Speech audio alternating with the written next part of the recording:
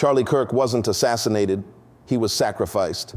The official story says he fell from a rooftop, struck down by a lone gunman with a World War I rifle, but the angles don't add up, the weapon doesn't match, and the footage that could have proved it vanished with its memory cards. Then came the widow's video. Her calm smile, her trembling hand on his chair, whispering, "You'll live forever." Even Joe Rogan questioned it. Elon Musk posted, "The truth doesn't hide forever." I was hired to audit the scene, to confirm the tragedy and close the file. Instead, I found evidence of something ritualistic, a pattern stretching from September 11th to this rooftop.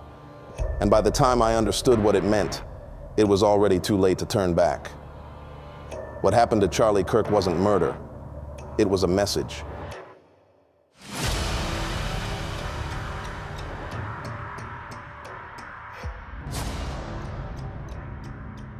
They flew me in 2 weeks after it happened.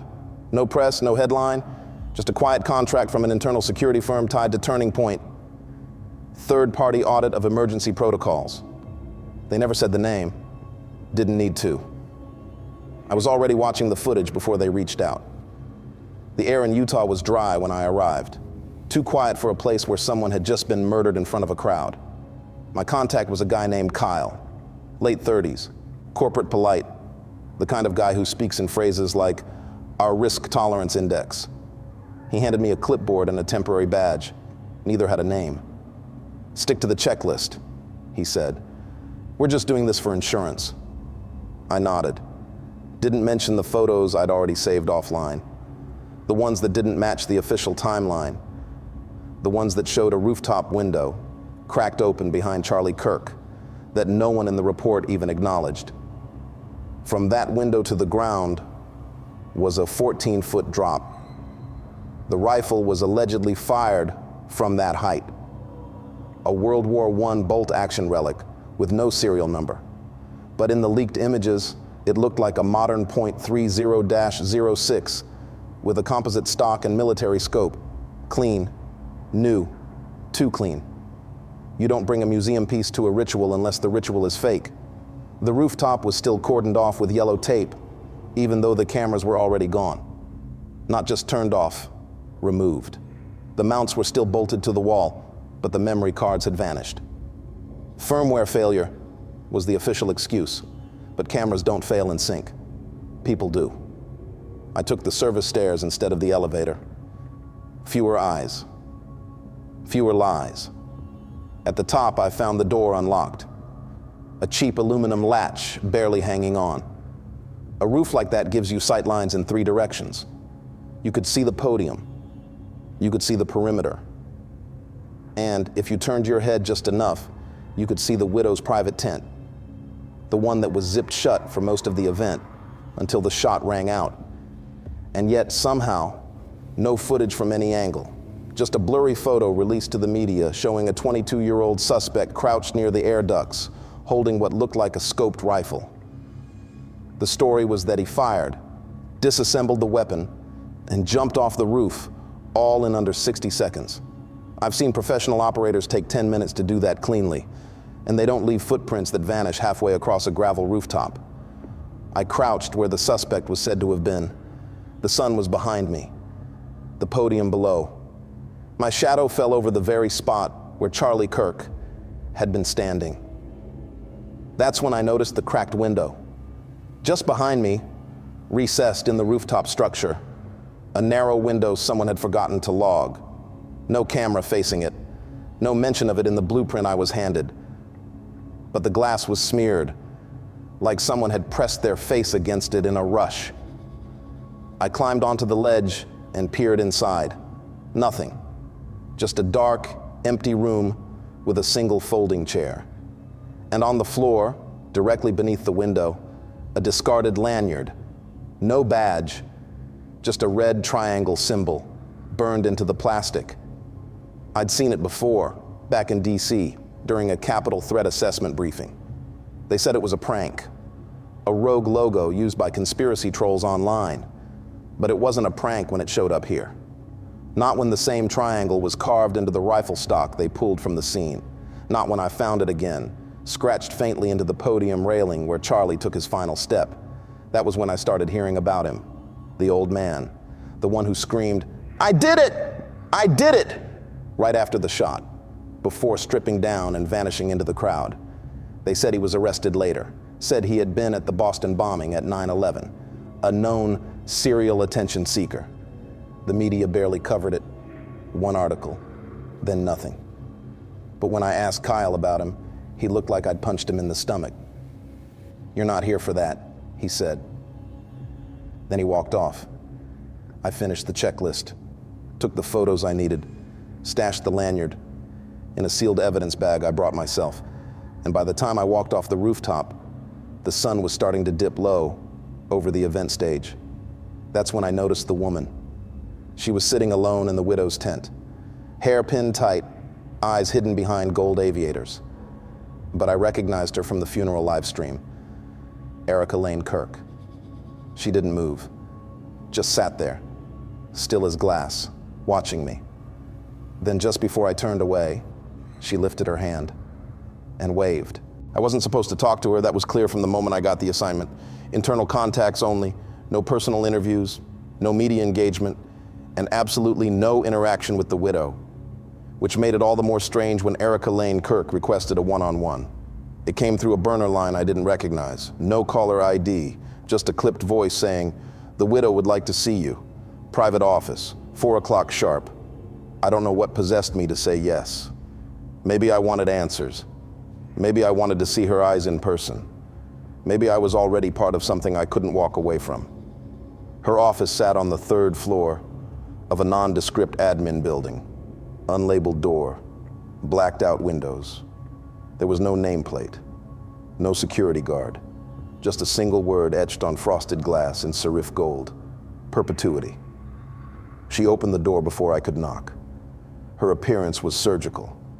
Perfectly styled hair, flawless makeup, blazer too sharp for grief. She looked more like a State Department handler than a mourning widow. But it wasn't her outfit that disturbed me. It was her smile, too slow, too rehearsed, like a mask being applied from the inside out. "I appreciate you agreeing to this," she said, extending a hand. It was cold, bone cold. Not the kind of chill that comes from AC, the kind that feels like it's been stored somewhere, deep. "May I offer you tea?" she asked. "No," I said before I could think. She nodded slowly, almost amused.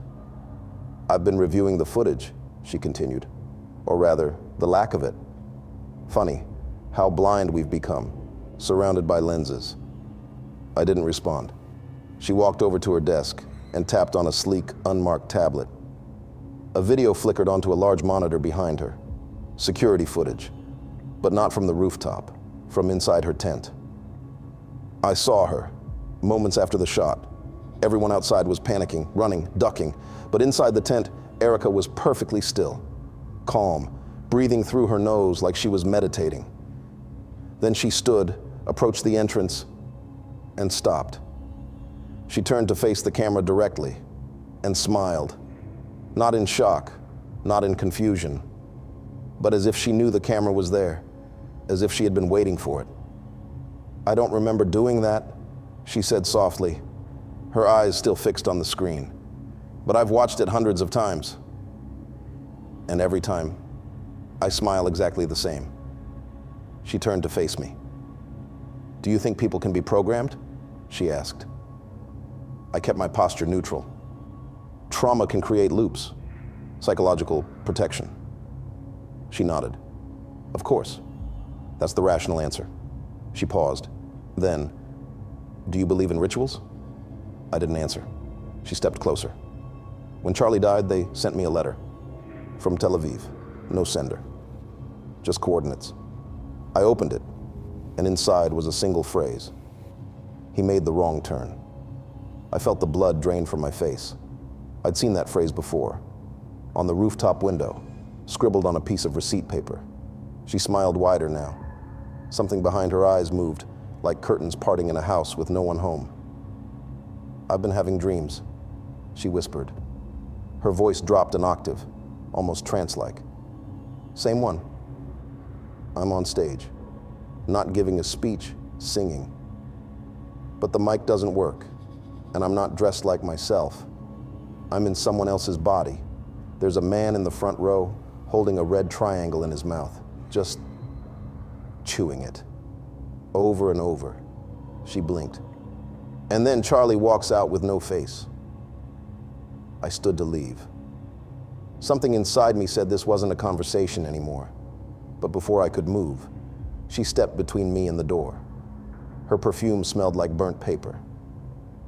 "You're not here for the checklist," she said softly. She held out a small black envelope. No seal, no return address. Inside was a photo. Charlie, shirtless, eyes closed, lying on a ceremonial slab. Around him, 7 figures in red robes, faceless, gloved. At the top of the photo, the diamond nose. I looked up, but she had already turned away. "You can go now," she said, her voice suddenly distant. As I walked out, I heard her humming something. It was the national anthem, but reversed and off-key. I'd seen the rifle photo a dozen times by now, but tonight was different. I was in my hotel room, laptop open, curtains drawn, desk lamp casting this tight cone of light like I was performing surgery. And maybe I was. The photo sat on the left side of my screen. Tyler Robinson, 22, baby-faced, pale hands gripping a weapon that didn't make sense. They said it was a World War I heirloom, said it came from his grandfather. But the rifle in the photo? Composite stock, precision scope, synthetic grip, military-grade optics. Clean, too clean. No serial number anywhere on the visible frame. I'd flagged that days ago. Now I was rereading the internal incident file. The ballistics report showed no copper traces, no gunpowder residue, no casing marks, no dust in the bolt groove. It hadn't been fired. Not recently, maybe not ever. They'd logged it into evidence like it had history, like it had a soul. But everything about it felt staged. If I didn't know better, I'd say it had been built to look like it had a past. A prop, not a murder weapon. I minimized the photo and opened Tyler's confession texts. They read like something from a law firm. Full paragraphs. Phrases like, "I acted in pursuit of a higher principle and the outcome was mine to bear alone." No typos, no slang. Just clean, cold self-incrimination. But the timestamps were wrong. The texts were sent hours after Tyler was already in custody. Even stranger, the language didn't match his chat history. I pulled up a previous Discord thread. Different tone entirely. Informal, crude, scatterbrained. Whoever wrote the confession wasn't Tyler, and if they were, they weren't writing in their own voice. Next tab, event footage. The external cameras all glitched out the morning of the shooting, every one of them.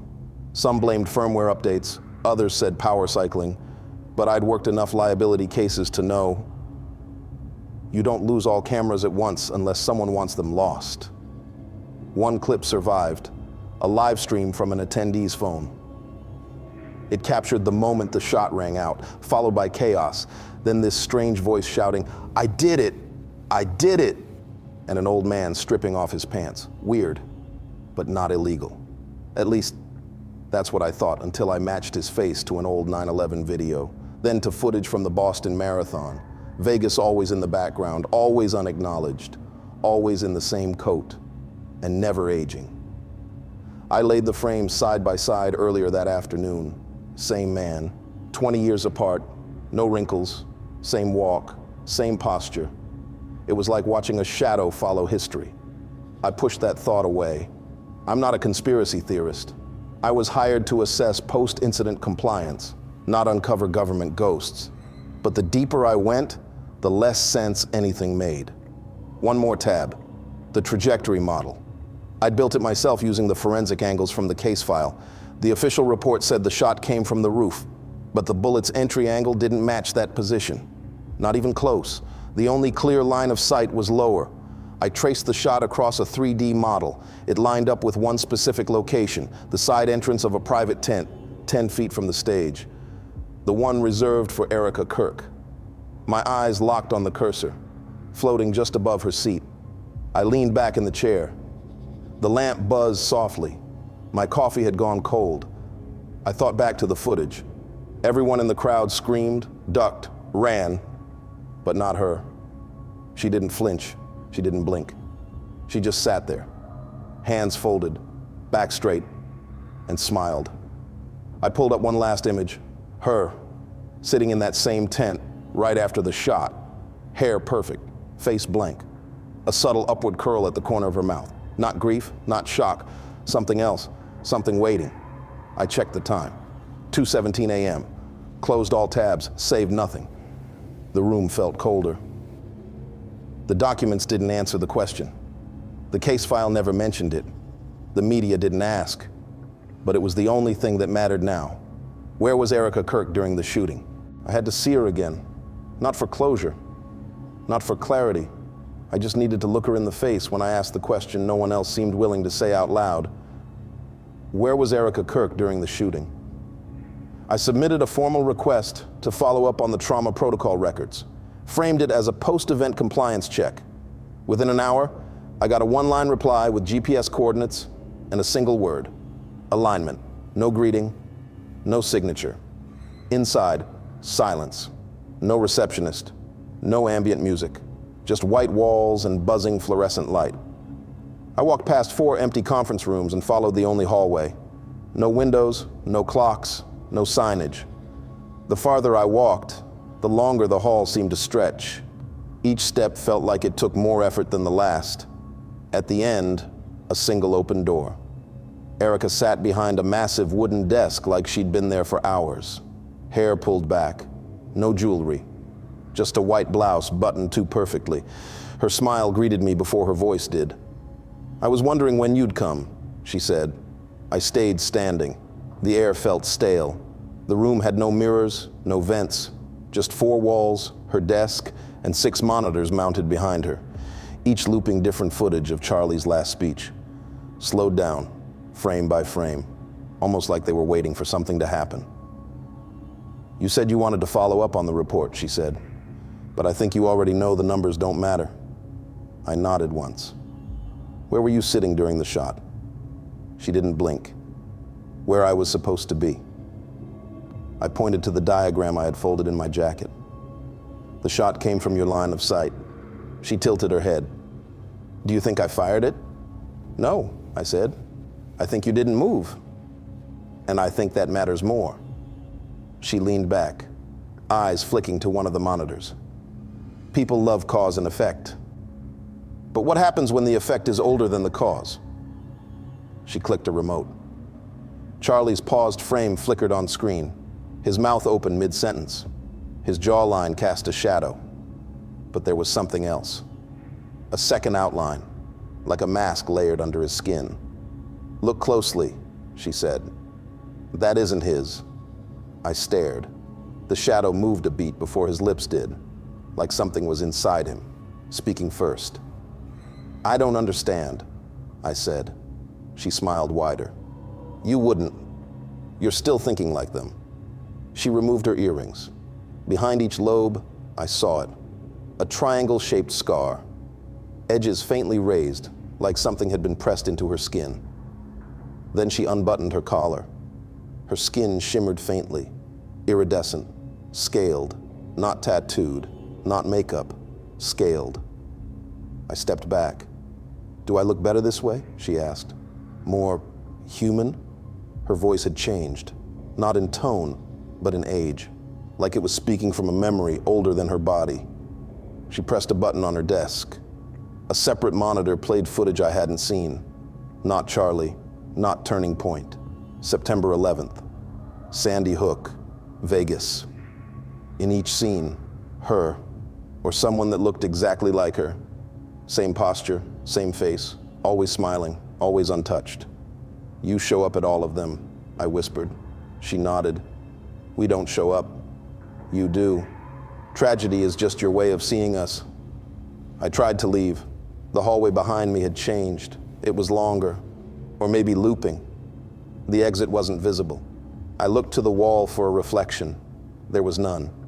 Then I felt her behind me. No footsteps, no breath, just presence. "You've been seen now," she said. I turned. Her pupils were vertical, her mouth parted wider than it should. Her teeth weren't sharp, but there were too many. I don't remember collapsing, or leaving, or breathing. I woke up in my car. Driver's seat reclined halfway, neck aching. Hands still wrapped around my steering wheel, like I'd fallen asleep gripping reality too hard to let go. Sunlight filtered through the windshield, thin, gray, and cold. My phone was buzzing. New message. From Director Ops. Due to the federal government shutdown, your contract is officially terminated. Please discontinue all inquiries, no salutation, no explanation, no follow-up. I hadn't even submitted a report yet. My pulse spiked. This wasn't a furlough. This was surgical removal, clean, quiet, and immediate. I hadn't just been dismissed. I'd been erased from the story. And still, I wasn't scared. I was something else. Empty, number, clear. I sat there in the parking lot of the trauma facility, the late morning fog curling along the asphalt like it was alive. I opened my laptop and pulled up the footage I'd illegally mirrored from Erica's monitors before my vision had gone black. Charlie Kirk's final speech, frame by frame, and I finally saw it, what she wanted me to see. There was something inside him, a delay, a presence, like his body was following commands from a broadcast just ahead of reality. Every blink, every breath was a half second behind his shadow. I used to think it was a trick of compression, bad rendering, analog decay. But I was wrong. I enlarged a freeze frame of the crowd, section D, row 3. There she was, Erica Kirk, still smiling, not seated, standing, angled just enough that her line of sight went straight to the stage. Not ducking, not running, unmoving. I opened the GPS data embedded in the live stream backup, cross-referenced it with the original trauma response diagram I'd been issued before the shutdown. She wasn't in her assigned seat. She was 4.2 meters off, and that distance mattered. It placed her in the blind spot of the only active security camera that failed to recover footage after the incident. A mechanical blind spot or a planned one. And now, the final thread, the other footage Erica showed me. Vegas Sandy Hook, 9/11. At first, I dismissed the idea she was at each of those events. It sounded ridiculous, conspiratorial, the kind of thing you'd hear from someone with 10 browser tabs open and no sleep. But it wasn't that she was at them. It was that something like her always was. A woman in a white blouse, straight posture, smiling, same expression, same distance from tragedy, same calm, every time. What if they weren't witnesses? What if they were triggers? What if there are things that do not age, do not fear death, and do not serve nations, but wear our faces anyway? I remembered her words. Tragedy is just your way of seeing us. US plural. Which means she's not alone. Which means this wasn't a one-off. It wasn't about Charlie. It was a pattern, a system, a cycle of engineered visibility. These beings, they appear during the moment we feel most vulnerable. They don't run. They don't flinch. They don't grieve. They observe, like they're collecting something. Data, emotion, energy, or perhaps compliance. Perhaps they're testing the public's ability to accept the absurd, to see the truth and say nothing, to catch a glimpse of something inhuman and chalk it up to stress, bad lighting, or a malfunctioning screen. And when someone like me asks the wrong question, where was Erica Kirk during the shooting? They don't kill you. They simply shut you down. The hallway is gone. The file revoked. Your position eliminated. You become noise. And that's when I realized something deeper, more chilling than anything else. Erica didn't threaten me. She didn't chase me. She showed me. She allowed me to witness just enough to fall apart trying to explain it. That's the game. Make you seem unstable, obsessive, unemployable, then vanish. I closed my laptop. The fog had thickened around my car. I could barely see 10 feet past the windshield. but I knew they were still out there. I knew she was. This wasn't about Charlie Kirk anymore. It was about whatever system made him a vessel, and whatever entity chose Erica as the face we'd believe in during our darkest hours. It's always the same face, always the same smile. And we never ask why, until now. There are more. They're in our newsrooms, our crisis response teams, our memorial services, smiling, unblinking, unaging. And if I don't speak now, I'll be gone too. So I'm telling you, if you've ever seen a tragedy on the news and thought you recognized a face that shouldn't be there, you did. If you've ever felt something watching you from inside the screen, matching your breath for a beat, and then vanishing, it wasn't your imagination. They're here, and they always come back. Subscribe for the full report before I disappear too.